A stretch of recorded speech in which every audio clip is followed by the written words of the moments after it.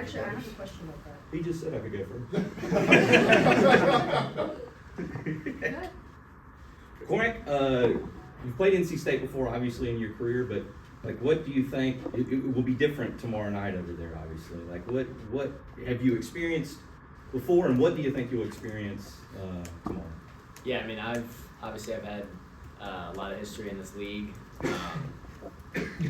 Playing NC State at Notre Dame, I've heard is different than playing at Carolina. And so, I'm expecting a great atmosphere, and a fun game. Okay. On the note of the repost, C Drizzle. Tell me about that nickname. That's something Harrison just kind of came up with, and I love Harrison. He's got a lot of energy, and so he's always kind of keeping it light, and he gave me that nickname. All right, a slightly more serious question. Baycott was saying that today's practice he was going to kind of talk to some of the newer guys, the transfers, about what the NC State rivalry means to him and to the program. Did he do that, and if so, what did he share? I haven't spoken to him yet, so we'll see kind of what his thoughts are. So what is your expectation about what's going to be like tomorrow? It's an important game for us. We're 3-0 in the league. They're 3-0 in the league. We want to continue the way we've been playing. Playing physical, playing a lot of rebounding the basketball well,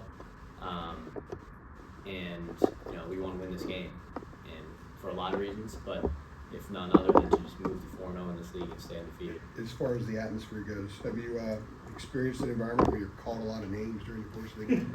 I played a lot of basketball. I played a lot of college basketball. I've seen some of the greatest college basketball environments, so I'm excited for it. I love playing in loud and raucous environments, so we'll see what they got.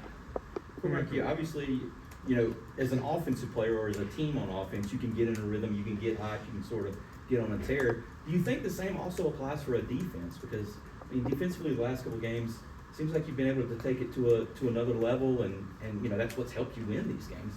Can you get hot defensively also? Yeah, absolutely. I think you can, and I think a lot of that is it starts with preparation. Obviously, it starts with kind of how you practice, how you prepare for a team, whether that's personnel, whether that's scouting, and then a lot of it is just the mindset, and that hunger, that desire to play defense. That is something that, similar to shots going in and making you feel confident. You get a lot of stops in a row, you feel really confident, and it kind of frustrates the other team, it upsets them, it disrupts them, and you can kind of build momentum off that. And so that's kind of how runs are built, largely on defense. Obviously shots go in, but you got to get stops to kind of go along with making shots, and the more we can do that, I think the more success we'll have. After last game, Hubert was talking about how he liked some of the dialogue that was going on during one of the timeouts, how a lot of you guys were facilitating that. I guess for you, how have you guys kind of embraced the, maybe like those on-court conversations amongst each other?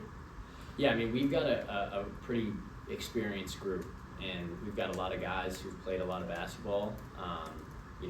Myself, Armando, RJ, Harrison, Jay-Witt, Pax, guys who are old veterans, who have a lot of perspective, who've been in situations, basically every situation you can imagine. And so kind of being able to speak up and give our feedback to coach and to each other about what we're seeing and what we're feeling out there, I think that's a real strength for us. And that's something that I think Coach Davis has encouraged from us, especially the older guys, to kind of step up and speak up when they think they see something or want to make an adjustment, or even just to get guys going. And so that's something I feel really comfortable doing. I know a lot of other guys do too, and so continuing to do that in huddles, on the court, wherever possible is going to be good for us. Yeah, and then just a quick follow-up to that, he was also saying today that he's kind of noticed it happening a little bit more often, maybe kind of last few games. Would you kind of say that you guys have grown, I guess, more comfortable in kind of facilitating that as you guys have gotten to know each other a little bit better?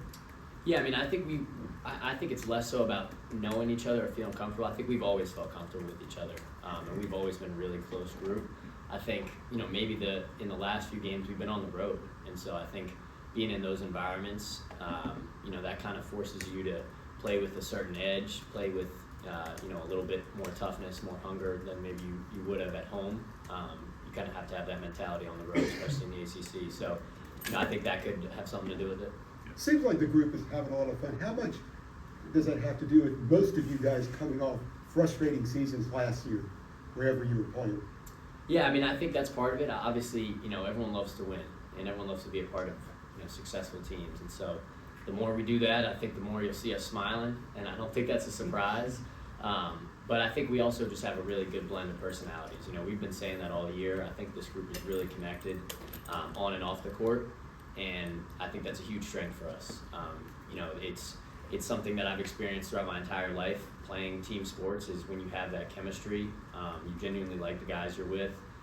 That translates, it literally translates to on the court play, because you have a certain level of trust, you have a certain level of accountability, leadership, especially when things get tough, and that's when it matters most. Cormac, you tweaked an ankle in the Clemson game. How is it? Was it the same ankle? And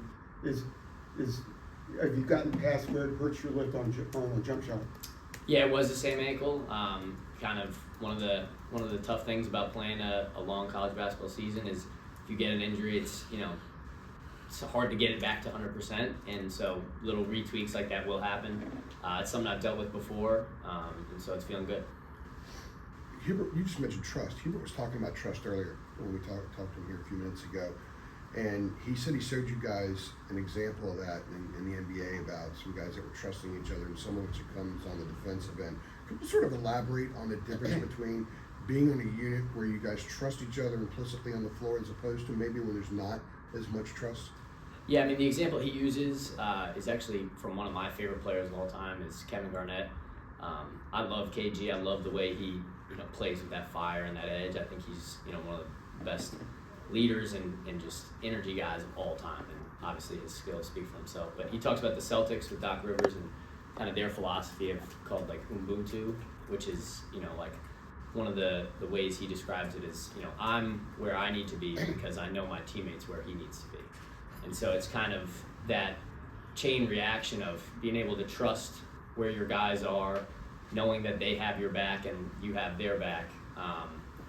It's a pretty strong force that you can develop in a team, and so that's something that we've talked about from the beginning, in the summer, and something that we still continue to work on. I think we've got work to do, but it's something we've taken a lot of steps in the right direction towards doing.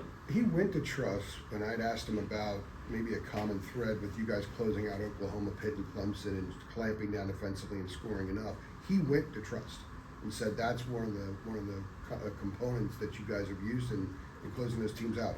Is that what you've seen? Is it a matter of when you go out there and you have to clamp down and make a series of stops, you have to trust the other guys are going to do their job? Yeah, I think trust is a big part of it. I also think just hunger is a big part of it too. You got to really be hungry to get those stops, make winning plays. I think being unselfish is a huge part of it, and that's not just offensively. I think that's defensively as well. I think that's for guys who are playing, who are not playing. It's a team unselfishness of I'm willing to do what it takes, even if it means maybe it's not my turn to shoot, maybe it's not my turn to do this. Making those winning plays wherever possible, that's how you win those games. And it might not show up in the stat sheet. It might be a possession with 2 minutes, 30 seconds left and not a buzzer beater, but those are the possessions that win games, especially tough games, especially road games. In terms of closing out those tough games, how nice is it to have someone like RJ who, you have a lead in the game, pass the ball and foul. He's going the line, you're putting confidence, an extra 2 points. What does that mean in terms of level of confidence that game? Yeah, I mean, RJ obviously has been terrific, and having a guy like that, who's shooting so well from the line, who's scoring the ball at such a great, clip is such a weapon for us. And so, we've got a great free throw shooting team that helps us late game. We've got old guys that helps us late game, and we've got playmakers, like RJ, who can, get you a basket or get a foul or, do what it takes to kind of seal the deal. And so that's something that we, we're fortunate to have, and we're excited to kind of use going forward.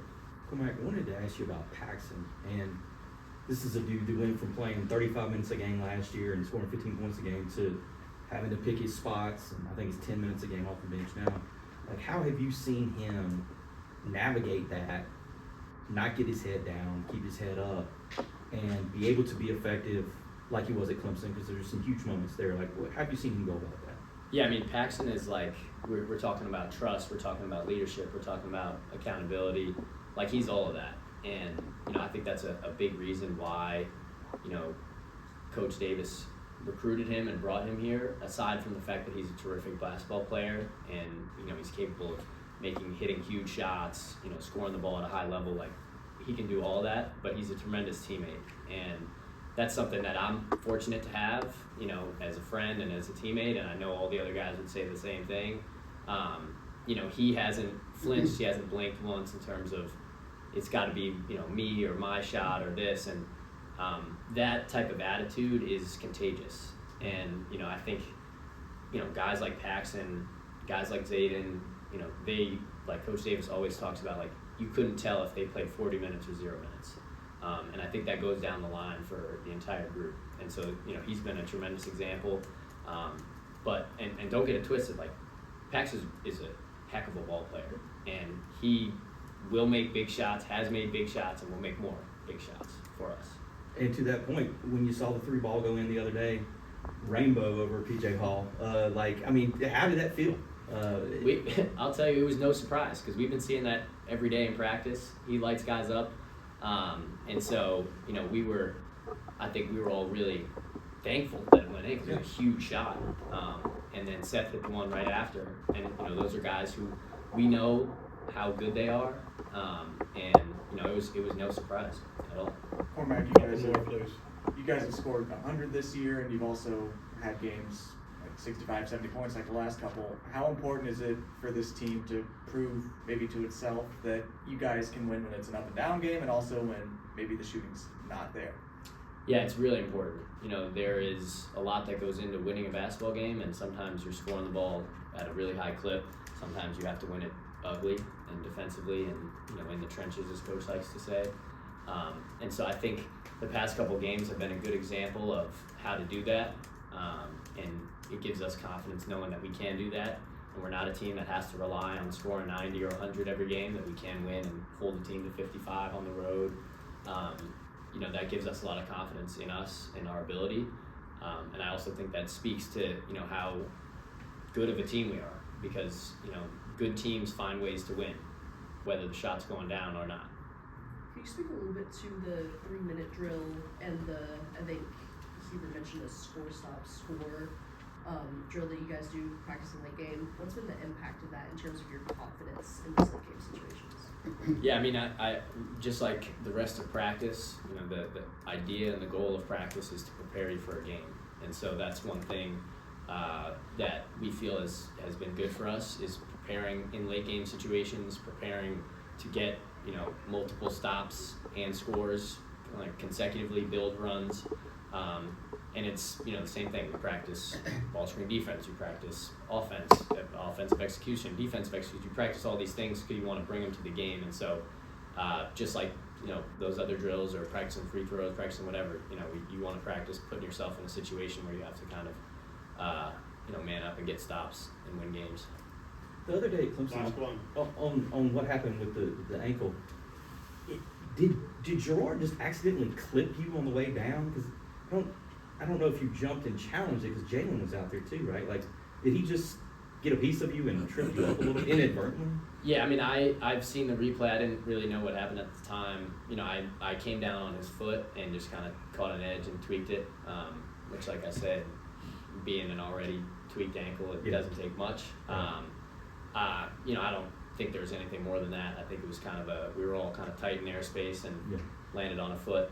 I don't even know what the call was. I think it was a no call, or I don't know what it was. You went down, so they stopped playing. Yeah, and so I think we did. I mean, me and Jalen did a good job contesting the shot, and, you know, it was unfortunate that I landed on a foot. Yeah. Thanks. Appreciate it, Cormac.